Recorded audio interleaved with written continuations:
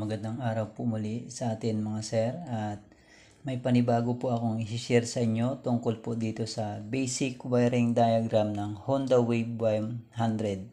Ito po yung mga parts na kailangan natin sa Honda Wave para mapalabas natin ang kanyang kuryente.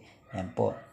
Nagsisimula po sa ating stator, regulator, CDI, ignition coil, at saka ignition switch, at saka syempre yung kanyang battery. Yan po. Tuturo po sa inyo yung mga bawat wire color coding at kung saan po papunta at kung para saan yung mga wire na yan. Yan po. Mag-start po tayo dito sa kanyang stator. Yan po. Dito po sa kanyang stator, yan po, may 4 na wire. Yan po.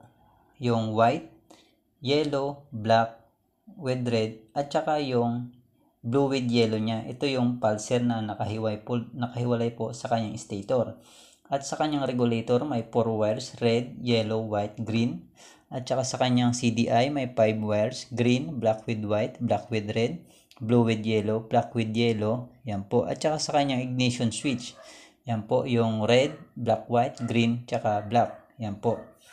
Yan, mag-start po tayo dito sa kanyang stator at kung saan papunta yung mga wire sa kanyang stator. Yan po.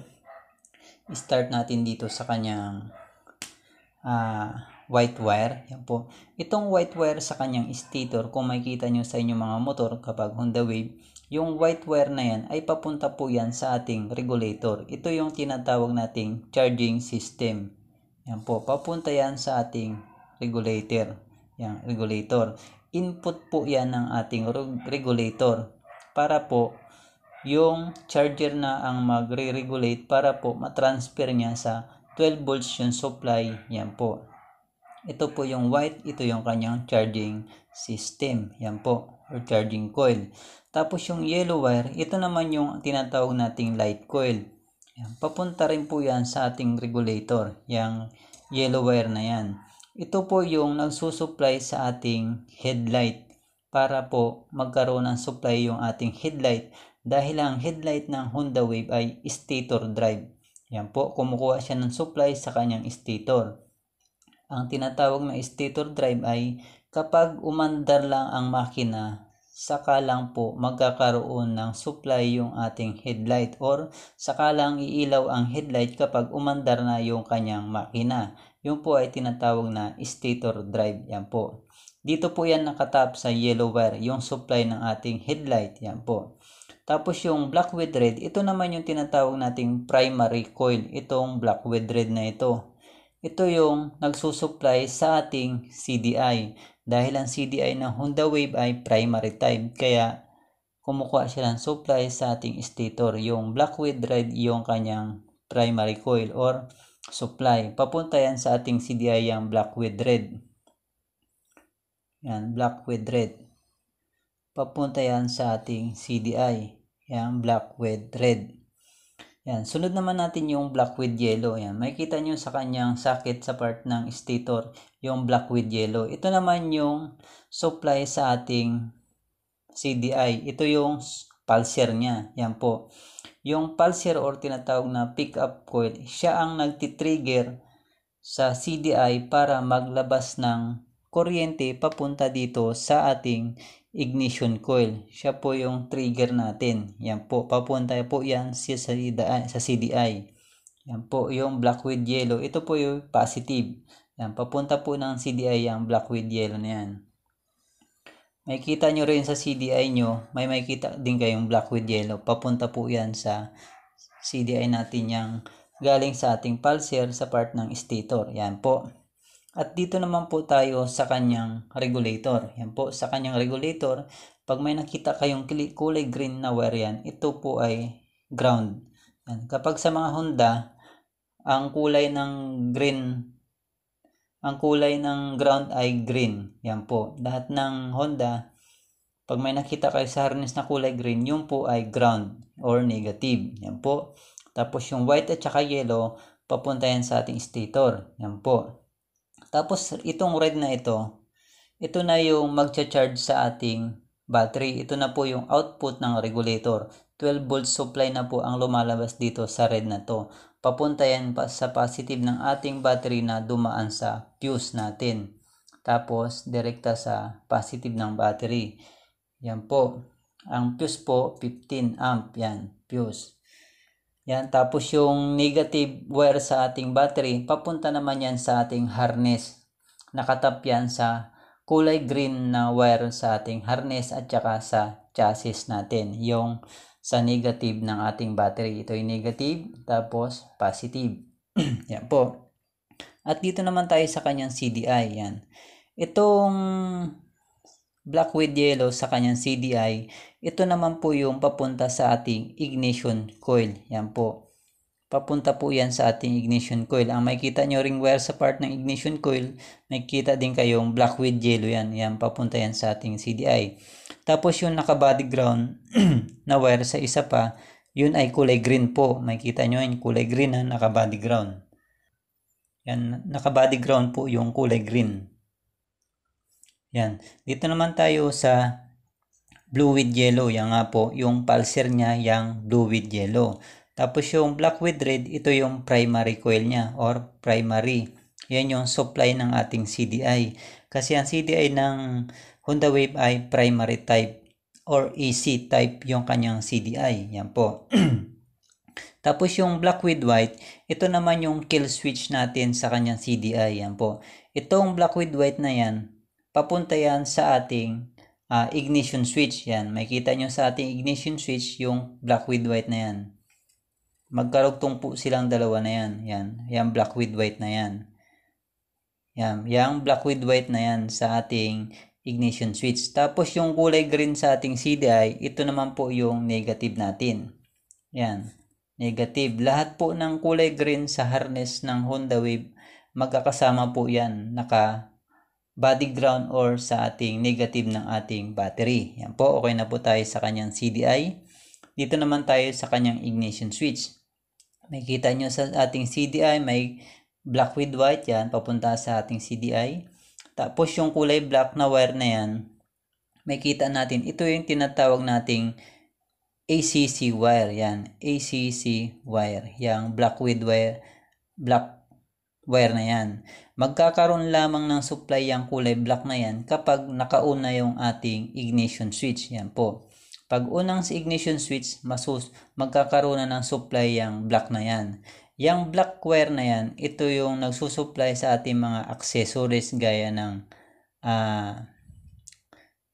ating brake light. Yan, sa ating brake light. Brake light. Yan. Sa signal light. Yan. Signal light. At pati na rin sa ating horn. Yan. Yan, siya po ang nagsusupply dyan sa mga yan sa ating accessories, yung brake light, signal light, tsaka sa ating busina. Tinatawag natin accessories wire, yan po. Tapos yung kulay green, yan, papunta rin yan sa ating harness, yan, negative natin yan, yung kulay green.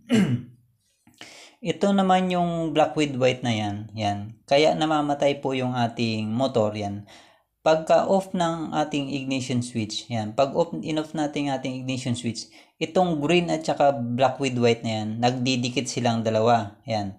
Kaya pag nagdikit yung black with white na yan, mapapasukan ng negative yung black with white na yan, kaya mamamatay yan. Kasi magdidikit yung negative at saka black with white na yan. Yan, kumbaga, yan yung kill switch natin. Nagdidikit yung green at saka black with white na yan kapag naka-off yung ating ignition switch. Yan po. Kaya po, mamamatay yung ating makina sa ating mga motor. Yan po. Tapos yung red wire na yan, ito naman ay papunta rin sa ating positive ng ating battery. Yan po. Papunta dito yan sa ating positive ng ating battery. Yan po. Kaya kahit putol yung fuse mo, yan, may supply pa rin yan kasi naka-tap siya dyan yan sa ating red wire sa ating regulator. Yan po. Yan, nakaganyan po silang dalawa yan. Nakatap siya dito sa ating red wire sa ating regulator, papunta rin sa ating fuse. Yan po. Yan, okay na po sa inyo mga sir. Sana po ay maliwanag po sa inyo yung tungkol po dito sa basic wiring diagram ng ating Honda Wave 100. Yan po. Tapos ipapakita ko rin po sa inyo yung pwesto ng bawat pin ng ating CDI at saka yung kanyang regulator. Yan, mga sir. Ito naman yung schematic diagram ng ating CDI at saka yung kanyang regulator. Yan po. Dito po tayo mauna sa kanyang CDI. Yan, ganyan po ang pwesto ng ating CDI. Yan. Kapag nakita niyo yung lock sa ibabaw niya, sa part ng CDI niya, yan. Ito po yung lock. Tapos ganyan po yung posisyon niya. Dito sa bandang kanan, ito yung ating pulser or pick-up coil, yung blue with yellow. Tapos dito sa kanan sa taas, ito naman yung ignition coil natin. Papunta sa ating ignition coil, yung black with yellow. Yan. Yung pulser natin, blue with yellow. Ignition coil, black with yellow. Yan. Tapos dito sa baba, sa kanan, yung black with red. Ito yung ating primary coil. Supply ng ating CDI galing sa ating stator sa primary. Tapos yung sa gitna, ito yung ating black with white, yung kanyang kill switch. Tapos sa baba sa kaliwa, ito yung negative supply ng ating CDI, yung kulay green. Yan po. Diyan po ang bawat pwesto ng wire sa ating CDI. Yan po. Okay po sa inyo sa ating CDI. At dito naman po tayo sa kanyang regulator. Yan po. Yung sa kanyang regulator ay 4 wires lamang or tinatawag natin half wave yung kanyang charging system. Yan po. Yung maximum niyang nilalabas ng kuryente ay hanggang pag full rev po natin, yan, abot siya ng 13 volts. Yan, 12 volts. Pinaka minimum niya, 12.7 pag half wave po. Kapag full wave ay 14.7 yung reading sa ating mga voltmeter. Pag full wave, kapag half wave ay 12.7 yung kanyang reading. Po. Dito sa kanyang itaas, yan sa kaliwa, ito yung red wire, papunta yan sa ating positive ng ating battery. Tapos sa kanan sa taas, ito yung yellow wire natin, yung light coil, papunta rin sa ating headlight. Tapos sa baba sa kanan, yung negative supply, kulay green. Tapos baba sa kaliwa, yung ating charging coil or charging system, yung kulay white. Yan po mga sir. At sana po ay naunawaan nyo po yung aking sinishare sa inyo tungkol po dito sa ating Honda Wave. Yung kanyang mga basic wiring diagram. Yan po. Screenshot nyo na lang po mga sir para po mayroon po kayong reference kapag gumagawa po kayo ng mga motor or sarili nyong motor or kung ano pa man po ang inyong ginagawa or sa shop. Yan. At sana po ay may natutunan po kayo sa aking ibinabahagi sa inyo at sana po ay may apply nyo pong maayos sa inyong mga ginagawa. At yun lamang po at maraming salamat po sa inyong panonood at huwag nyo pong kalimutang i-share ito pong aking mga video na sinishare sa inyo. Yan po. Lagi po ako mag-share ng mga katulad ng mga diagram na ito tungkol po sa ating mga motor. Yan po. Mag-share po tayo lagi ng mga ganitong basic wiring diagram sa ating mga motor. Yan po. Paki-like and share na lamang po. Yun, maraming salamat po sa inyong panonood and God bless.